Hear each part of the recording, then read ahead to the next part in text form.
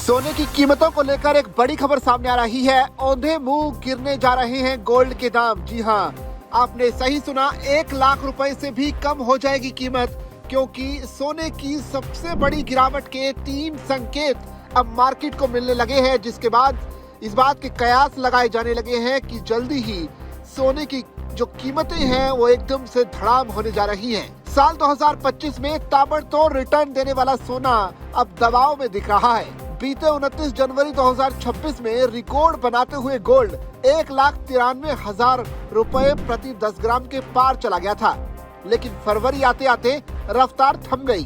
17 फरवरी को multi commodity exchange यानी MCX पर सोना 1,56,200 रुपए प्रति 10 ग्राम पर बंद हुआ, यानी अपने ऑल टाइम हाई से करीब 41,852 रुपए नीचे पहुंच गया। अंतर्राष्ट्रीय बाजार कॉमेक्स में भी सोना करीब 11.5% टूटकर $4940 प्रति औंस पर आ चुका है। ऐसे में माना जा रहा है कि सोने की कीमत 1 लाख रुपए के नीचे आ सकती है। हालांकि इस पर एक्सपर्ट्स की राय अलग अलग है। मार्केट एक्सपर्ट्स का मानना है कि गोल्ड में आई तूफानी तेजी पर अब ब्रेक लग गया है। ब्लूमबर्ग की रिपोर्ट में दावा है कि रूस एक बार फिर से अमेरिका के साथ डॉलर में ट्रेड करने की तैयारी कर रहा है। पिछले कुछ सालों में रूस और चीन डी डॉलराइजेशन की अगुवाई कर रहे थे और बड़े पैमाने पर सोना खरीद रहे थे, लेकिन अब पुतिन प्रशासन 7 प्रमुख सेक्टरों में अमेरिका से आर्थिक साझेदारी चाहता है, जिसमें डॉलर आधारित पेमेंट सिस्टम में वापसी अहम मानी जा रही है।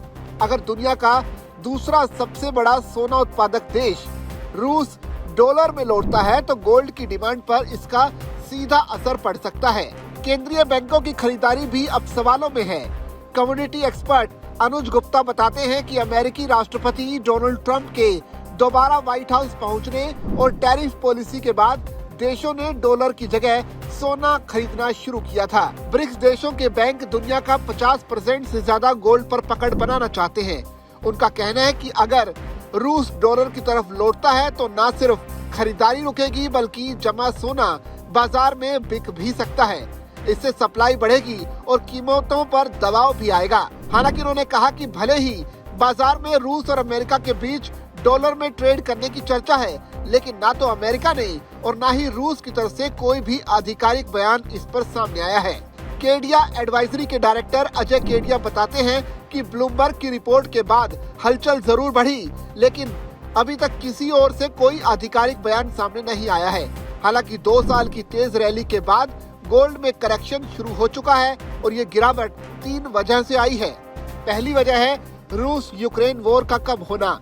अगर दोनों देशों के बीच तनाव घटता है तो सेफ हेवन का आकर्षण भी कम होगा। दूसरी वजह है डॉलर इंडेक्स की रिकवरी, जो कि 97 के ऊपर चल रहा है। और तीसरी बड़ी वजह है कमोडिटी एक्सचेंजों का मार्जिन, जो काफी बढ़ गए हैं, जिससे बड़ी पोजीशन लेना महंगा हो गया है।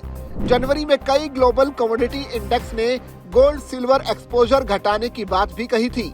अजय केडिया ने बताया कि वैश्विक स्तर पर सोना 4150 से लेकर $4200 प्रति औंस तक जा सकती है। अगर सभी नेगेटिव फैक्टर साथ आए तो भारत में गोल्ड 1,10,000 रुपए प्रति 10 ग्राम तक भी फिसल सकता है।